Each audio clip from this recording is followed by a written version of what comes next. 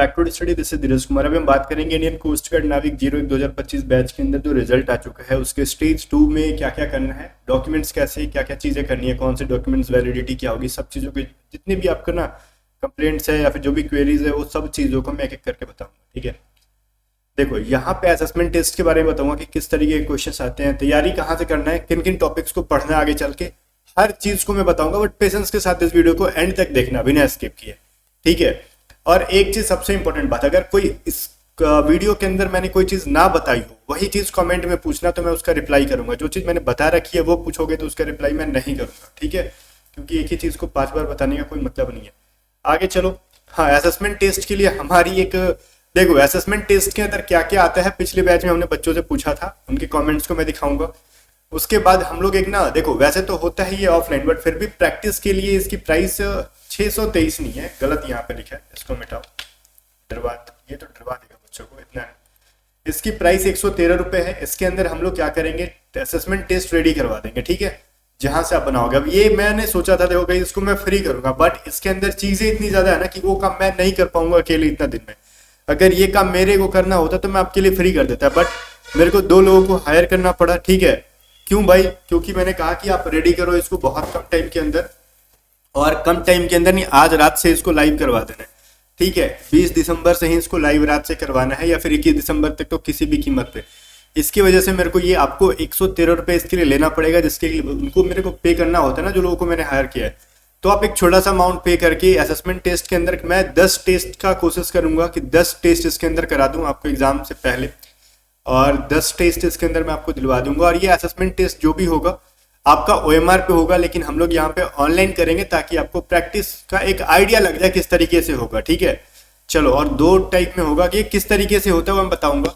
अगर आगे की बैचेज अगर किसी को बाय करके कंप्लीट बैच लेके प्रिपरेशन करनी है रक्षक 2.0, तो इसके अंदर अगर देखो असेसमेंट टेस्ट अगर कोई लेता है तो वो तो ले ही लेता है, लेकिन अगर कोई बच्चा रक्षक 2.0 लेता है ना तो उसको असेसमेंट टेस्ट लेने की जरूरत नहीं पड़ेगी। असेसमेंट टेस्ट जब हम लोग लाइव करेंगे तो इसके अंदर ऐड कर देंगे। तो कोई बच्चा अगर रक्षक 2.0 बैच लेके रखा है या फिर आगे कोई लेने का सोच रहा है तो वो असेसमेंट टेस्ट मत लेना, इसके अंदर हम लोग दे देंगे। असेसमेंट टेस्ट की वैलिडिटी, इस असेसमेंट टेस्ट की वैलिडिटी 3 मंथ रहेगी, लेकिन इसके अंदर ऐड हो जाओगे तो वो 1 साल की वैलिडिटी रहेगी। रक्षक 2.0 की प्राइस 623 है। इसके लिए आपको A to Z study app को डाउनलोड करना पड़ेगा, लिंक डिस्क्रिप्शन में है। ऐप यूज करने ना है तो व्हाट्सअप करके पूछ सकते हो। व्हाट्सअप नंबर देखो स्क्रीन पे है, 7279047787। अब हम लोग डॉक्यूमेंट से रिलेटेड जो भी क्वेरीज हैं उनको देख लेते हैं। ठीक है, असेसमेंट टेस्ट के बारे में पहले बता दूंगा क्या क्या चीजें होती हैं, फिर भी आपको लगे कि आप खुद से कर पाओगे तो किसी की बैच वैच मतलब लगे कि ना कुछ मदद की जरूरत है तब बैचेज में एनरोल होना। ठीक है, अब देखो चीजें क्या है यहाँ पे। सबसे पहले तो बच्चे ये कह रहे हैं, देखो सर्टिफिकेट वगैरह, तो 12th का मार्कशीट, 12th का सर्टिफिकेट, 12th बोर्ड का जो है 12th बोर्ड, ये क्या चीज है मैं बताता हूँ। देखो अगर कोई CBSE बोर्ड से है तो उसको इतना हाई है नहीं करना है, उसके लिए मार्कशीट और सर्टिफिकेट अलग अलग नहीं आता, एक ही होता है, तो दोनों में एक ही चीज अपलोड करो। अगर कोई CBSE बोर्ड से है बच्चा तो मार्कशीट एंड सर्टिफिकेट दोनों एक ही होते हैं, चाहे वो 10th का हो चाहे 12th का हो। ठीक है, वो आप अपलोड करो। 12th बोर्ड यहाँ पे कह रहे हैं, तो 12th बोर्ड क्या है, जिस बोर्ड से है उसका सर्टिफिकेट अपलोड करोगे। ठीक है, अब इसके अलावा तो ठीक है, एजुकेशनल सर्टिफिकेट तो आपको प्रॉब्लम नहीं आ रहा है, स्टेज 1 में आपने अपलोड किया होगा। सबसे जो बड़ा प्रॉब्लम आ रहा है कास्ट सर्टिफिकेट को लेके आ रहा है। देखो कास्ट सर्टिफिकेट के अंदर कोई बच्चा OBC से होगा, कोई EWS से होगा, कोई क्या होगा SC से होगा, या फिर कोई ST से होगा। ये सभी जो होने चाहिए वो सेंट्रल गवर्नमेंट के फॉर्मेट पे होने चाहिए। वो फॉर्मेट दिखा दूंगा जो कोस्ट गार्ड की ऑफिशियल वेबसाइट पे है, वो उस तरीके से। ठीक है, हिंदी में या फिर इंग्लिश में, 2 लैंग्वेजेस में से हिंदी या फिर इंग्लिश, यही 2 लैंग्वेज में होने चाहिए। कोई भी डॉक्यूमेंट्स आपके अगर थर्ड कोई लैंग्वेज है तो वो एक्सेप्टेबल नहीं होगा। या तो हिंदी में होना चाहिए या फिर आपका इंग्लिश में होना चाहिए। सारा में से कोई जो जितने भी डॉक्यूमेंट्स है या तो हिंदी या फिर इंग्लिश, इन 2 लैंग्वेज के अलावा अगर कोई तीसरा लैंग्वेज लिखा है डॉक्यूमेंट्स पे तो वो वैलिड नहीं होगा। लाइक किसी का कन्नड़ में है, किसी का उड़िया में है, किसी का बांग्ला में है, तो किसी का मराठी में है डॉक्यूमेंट्स, तो वो अलाउड नहीं है भाई। जो चीज है वहां पे खुल के नोटिफिकेशन में लिखा गया था। और इनमें से कोई भी सर्टिफिकेट जो है ना वो 3 जून लास्ट डेट क्या था फॉर्म फिलअप का, 3 जून या 3 जुलाई। ठीक है, मेरे को भी एग्जैक्टली याद नहीं आ रहा है, मैं देख के बता देता हूँ। 3 जुलाई 2024 था एंड डेट। ठीक है, बाद में एक्सटेंड हुआ, उससे कोई मतलब नहीं है। जो नोटिफिकेशन में इनिशियली लिखे आता है कि 3 जुलाई 2024 जो एंड डेट है, इससे पहले का डॉक्यूमेंट्स बना होना चाहिए। और ये 25 या फिर कुछ अप्रैल तक लिखा गया, अप्रैल 2025। ठीक है, मतलब अप्रैल 2025 से तक वो वैलिड रहना चाहिए। ठीक है, अप्रैल 2025 तक वो वैलिड रहना चाहिए। इसका मतलब क्या होता है मैं समझाता हूँ। अगर कोई ओबीसी जो फॉर्म फिलअप करते time OBC EWS SC ST जो आपने अपलोड किया है वो आपको वही अपलोड करना है, ठीक है। अब नया न्यू बनवा के अपलोड मत कर देना। 3 जुलाई 2024 के बाद का अगर बना कोई सर्टिफिकेट है, चाहे ओबीसी है, ईडब्ल्यूएस है, SC ST है, वो वैलिड नहीं होगा, ठीक है। उससे पहले का ही होना चाहिए, 3 जुलाई 2024 से बना हुआ, और उसकी वैलिडिटी कम से कम अप्रैल 2025 तक होनी चाहिए। अब वैलिडिटी कैसे चेक होगी सर? देखो सर, ओबीसी पे आप देख लेना, अगर लिखा है वैलिड थ्रू इस डेट तक तो समझना कि उसकी वैलिडिटी है। अगर कोई वैलिडिटी नहीं लिखा है तो निश्चिंत होके जाओ, 2023 का भी बना है ना, वो वैलिड है आपका अगर ओबीसी है तो। ईडब्ल्यूएस तो ऑब्वियस सी चीज है, 2024 के अंदर वो बना होना चाहिए नया फाइनेंशियल ईयर का, बिकॉज जुलाई तक तो आपका नया फाइनेंशियल ईयर आ ही गया होगा। तो इस न्यू 2024 में जो आपका न्यू फाइनेंशियल ईयर स्टार्ट होता है तो उस फाइनेंशियल ईयर का बना होना चाहिए, और साथ में 3 जुलाई 2024 से पहले का बना होना चाहिए। SC और ST सर्टिफिकेट देखो गाइस, ये सारे डॉक्यूमेंट जो सेंट्रल गवर्नमेंट के होने चाहिए, मैं फॉर्मेट दिखा दूंगा। SC ST सर्टिफिकेट भी आपका अगर 3 जुलाई 2024 के बाद का बना है तो वैलिड नहीं होता, 3 जुलाई 2024 से पहले का बना होना चाहिए और सेंट्रल गवर्नमेंट का होना चाहिए, और इसकी कोई वैलिडिटी नहीं होती है जहां तक मैं जानता हूँ SC ST सर्टिफिकेट की, वो हमेशा के लिए परमानेंट बनता है, इनका जो नंबर मिलता है मुझे जहां तक पता है। तो ये चीजें तो क्लियर हो गई, ठीक है। इसके साथ इसमें और कोई डॉक्यूमेंट्स ऐसा तो है नहीं जो कि आपको समझ में नहीं आ रहा हो। बाकी आपने स्टेज 1 फॉर्म फिलअप करते टाइम अपलोड किया ही होगा सारे एजुकेशनल चीजें, ठीक है। अब प्रोसेस क्या क्या होगा एग्जाम में और जाना है तो उसमें क्या क्या आपको करनी है, ये सभी चीजों को मैं बता देता हूँ। अब स्टेज 2 का डेट कब तक आएगा, तो भाई वो जनवरी में डेट आ जा रहा है। जैसे सारे डॉक्यूमेंट्स आप अपलोड करोगे तो आपका डेट और सेंटर वगैरह सब कुछ शो कर दे रहा है, ठीक है। तो गाइस इसके अंदर देखो क्या है, बेस्ड ऑन परफॉर्मेंस। देखो आपका स्टेज 2 में उनको बुलाएंगे जो स्टेज 1 में पास हो गया, जो कि आप लोग पास हो चुके हो, ठीक है। जब आप जाओगे ना तो वहां पे सबसे पहले आपका असेसमेंट टेस्ट होगा। रुको, सबसे पहले आपका असेसमेंट टेस्ट या फिर एडेप्टिबिलिटी टेस्ट जिसको कहते हैं वही होगा, ठीक है। बायोमेट्रिक्स वगैरह करके आपका OMR के ऊपर होगा ये चीज, ठीक है। कितने सवाल आएंगे वो मैं बताऊंगा। देखो जो हमने कभी, तो मैंने तो, मेरी एज है नहीं कि मैं जाके दूंगा, जो हमारे बच्चों ने दिया है उसके अकॉर्डिंग राज के मीना ने बताया था, जो इनका भुवनेश्वर में था, कह रहे थे SRT के देखो 2 पार्ट में होता है असेसमेंट टेस्ट। एक SRT होता है सिचुएशन रिएक्शन टेस्ट, जिसके 38 क्वेश्चन थे, 20 मिनट टाइम दिया गया था, लेकिन हम अपने असेसमेंट में 40 क्वेश्चन देंगे, 20 मिनट टाइम देंगे, ठीक है। और 10 देखो 10 नहीं करा पाएंगे, 10 तो इतना तक टाइम ही नहीं है, कम से कम 5 हम असेसमेंट टेस्ट कराएंगे, और टाइम बचा ना तब 10 कराएंगे। किसी का मान लो पहले होगा तो फिर उसको 10 कहां से मिल पाएगा, लेकिन फिर भी हम कोशिश करेंगे 10 करा ही दे। अगर मान लो किसी का एंड तक है तो एंड में जिसका है ना वो 10 कर ही लेगा। जिसका मान लो डेट तो मेरे को पता नहीं है किसका क्या है, अगर वो जनवरी 10 से अगर किसी का है या फिर उसके बाद में है तो वो 10 में 10 टेस्ट उसको मिल जाएंगे, ठीक है, वो कर पाएगा। 10 जनवरी तक 10 टेस्ट अपलोड कर दिए जाएंगे। अब मैं आपको यहाँ पे बताता हूँ ना, देखो गाइस इसके अंदर क्या क्या आई थी। SRT के अंदर आपको 38 क्वेश्चन 20 मिनट में दिया गया था, हम 40 क्वेश्चन देंगे 20 मिनट में, क्योंकि कुछ बच्चे 40 क्वेश्चन भी बता रहे थे। इसके अलावा एक और पेपर होता है, एक और टेस्ट होता है, एडेप्टिबिलिटी टेस्ट का हिस्सा है, जिसके अंदर भी 40 क्वेश्चन थे और इसके लिए आपको 30 मिनट लाने के हुए थे। अब SRT के अंदर रहता है सिचुएशन रिएक्शन टेस्ट, इसमें आपको किसी का कोई क्वेश्चन गलत नहीं होता है, ठीक है, ऐसा वो लोग मानते हैं। लेकिन हम जब टेस्ट देंगे तो वहां पे एक क्वेश्चन तो आपको एक ही आंसर देंगे ना, सारा आंसर तो देंगे नहीं सही। तो सिचुएशन रिएक्शन टेस्ट में कोई फेल नहीं होता है, ध्यान से देना, बशर्ते कि उसको 100% क्वेश्चन अटेम्प्ट करने होंगे। 38 या फिर 40 जितने क्वेश्चन मिलेंगे सिचुएशन रिएक्शन टेस्ट में, सारे क्वेश्चन उसको बनाने होंगे, बस उसको आंसर कर ही देना है, आपको छोड़ना नहीं है, ठीक है। अब आपको फिर जब एक और जब टेस्ट होता है उसके अंदर, जो इसके अंदर 40 क्वेश्चन मिलते हैं 20 मिनट में, इसके अंदर देखो कोई फिक्स नहीं होता क्या आएगा। इसके अंदर मैथ के क्वेश्चन भी दे दिए जाते हैं, रीजनिंग भी दे दिए जाते हैं, मेनली रीजनिंग एंड इंग्लिश भर दिया जाता है, ठीक है।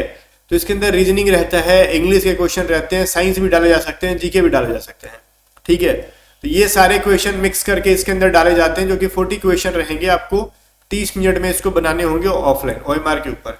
तो हम लोग भी ऐसा ही देंगे, जिसमें कि मैथ के क्वेश्चन कम रहेंगे, रीजनिंग के क्वेश्चन रहेंगे, इंग्लिश के क्वेश्चन रहेंगे, साइंस और जीके रहेंगे। मैथ कम क्यों रहेगा, क्योंकि 30 मिनट में अगर करवा रहे हैं वो लोग 40 क्वेश्चन, तो फिर समझ ही रहे हो ये टाइम ज्यादा है। टाइम कम है, अगर मैथ ज्यादा दे देंगे, 10-15 मैथ दे देंगे तो बच्चों से नहीं बनेगा। और इसमें 40 में से 20 मिनिमम लाने थे, ऐसा कहा गया था।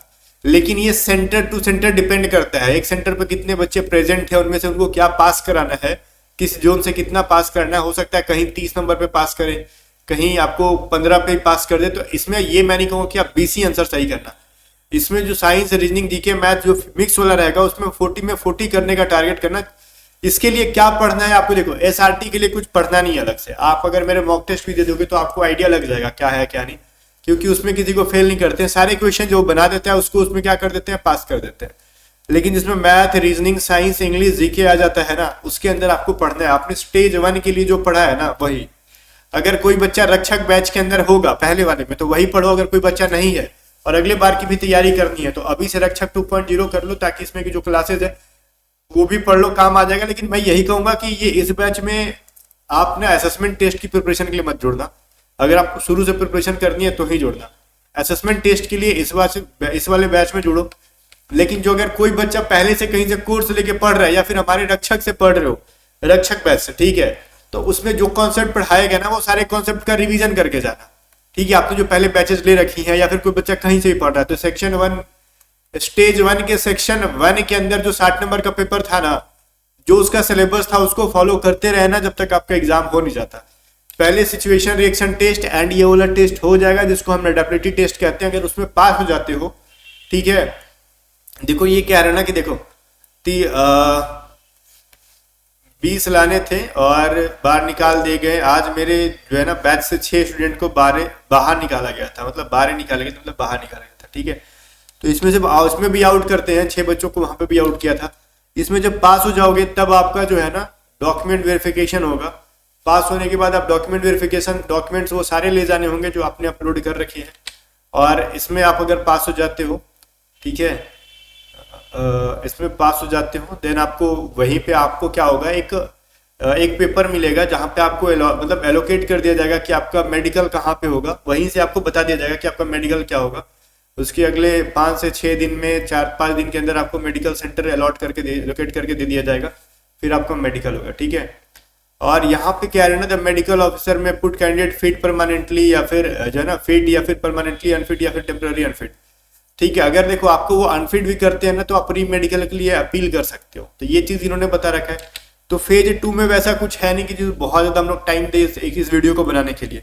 तो मेडिकल जब होगा तब होगा। जब आप फेज 2 में या फिर स्टेज 2 में जाओगे तो कम से कम 4 से 5 दिन 6 दिन का अपना जो है मतलब आप पूरा मोटा मोटी ना 7 दिन का इंतजाम करके ही जाना। ठीक है, ऐसा कुछ करके जाना। वैसे तो जनवरी में ठंडा रहेगा, दिन भर आप नहाओगे नहीं, ऑब्वियस चीज है कि रोज रोज नहाओगे नहीं हर कोई नहीं नहाता रोज, मतलब हर का ठंडा में वही हाल है, 1 दिन 2 दिन गैप करके नहाते हो। तो बहुत ज्यादा कपड़े ले नहीं जाने होंगे, खाना पीना का इंतजाम, कुछ पैसे का इंतजाम करके ही जाना। ठीक है, जहां से अगर 5 दिन 6 दिन, क्योंकि वो दूर दूर होगा। और एक सबसे इंपॉर्टेंट बात बताता हूँ, अगर कोई मेरी असेसमेंट बैच में अगर जुड़ता है ना तो उसमें हम लोग एक ग्रुप बना देते हैं ऑटोमेटिकली। तो इस वाले बैच में अगर कोई जुड़ रहा है ना तो इसके अंदर एक ग्रुप बन जाता है ऐप के ऊपर, यूट्यूब स्टडी ऐप पे।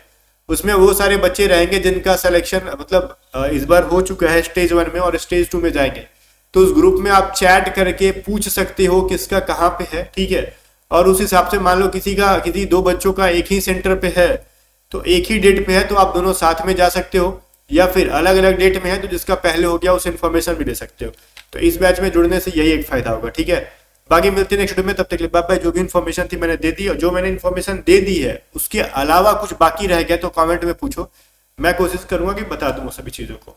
मैं आपको ना सर्टिफिकेट का वो दिखा देता हूँ, क्या कहते हैं, फॉर्मेट कैसा होता है, ये सभी चीजों को मैं दिखा देता हूँ। आपका जब जो एसेसिबिलिटी टेस्ट हो जाएगा तब फिजिकल होगा। फिजिकल के बाद मैंने तो बताया नहीं था, लेकिन यहाँ पे लिखा हुआ है तो सबको पता ही है, 7 मिनट में, वही जो एयरफोर्स के वैसे 7 मिनट में आप करना है। देखो ये जो सीन है ये आपका SC एंड ST सर्टिफिकेट का है फॉर्मेट। ये वाला जो है आपका किस चीज का है, OBC का सर्टिफिकेट है। ठीक है, और ये वाला जो है आपका EWS सर्टिफिकेट है। तो क्या यहीं से डाउनलोड करके बनवाना है? जरूरी नहीं है कि यहीं से, आप अगर ऑनलाइन भी बनवाते हो वो एक्सेप्टेबल होता है, बशर्ते कि वो हिंदी इंग्लिश में होना चाहिए। और गाइज वो 3 जुलाई 2024 से पहले का बना होना चाहिए। ठीक है, जो चीजें थी मैंने बता दी। ये देने का मतलब क्या है ना, देखो ये लाइन लिखा है द गवर्नमेंट ऑफ इंडिया, है ना, ये लिखना होगा। Applying for appointment to post under the government of India, इसमें भी लिखा है candidate applying for appointment to post under government of India, and EWS में भी लिखा होगा। EWS में वैसा कुछ नहीं लिखा तो इसका मतलब इसका कोई लफड़ा नहीं है, बस इसका ये सभी चीजों मिला लेना। ये सभी चीज EWS का यही बड़ा है, इसमें गवर्नमेंट ऑफ इंडिया कुछ नहीं होता, एक ही बनता है EWS, और ये चीज मिला लेना इसका। ठीक है, जो इनका डेटा दे रखा है 5 acres of agriculture land at above residential flat, इतना इतना जो भी चीज़ें हैं वो मिला देना, ठीक है। बाकी कुछ चीज़ें हैं नहीं, जो चीज़ें बतानी थी मैंने बता दी। मिलते हैं नेक्स्ट वीडियो में, तब तक के लिए बाय बाय। वीडियो का शेयर कर देना, और फिजिकल का तो आप देख ही सकते हो जो जो लिखा है स्क्रीन पे।